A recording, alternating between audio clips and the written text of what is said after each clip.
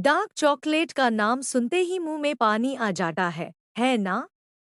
ये सिर्फ एक मिठाई नहीं है, बल्कि इसका टेस्ट और हेल्थ बेनिफिट्स दोनों ही लाजवाब है।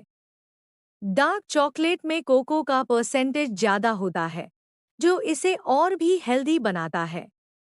इसमें शुगर और मिल्क चॉकलेट की तुलना में कम होती है, इसलिए ये अन लोगों के लिए भी अच्छी चॉइस है जो अपनी डाइट का ध्यान रखते हैं।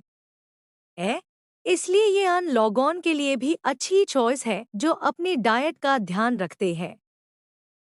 सबसे पहले, डार्क चॉकलेट एंटीऑक्सीडेंट्स से भरपूर होती है। एंटीऑक्सीडेंट्स आपके बॉडी को फ्री रेडिकल्स से बचते हैं, जो सेल डैमेज का कारण बनते हैं। ये हार्ट हेल्थ के लिए भी बहुत फायदेमंद होती है। रेगुलर डार्क चॉकलेट खाने से ब्लड सर्कुलेशन इंप्रूव होती है और ब्लड प्रेशर भी कंट्रोल में रहता है।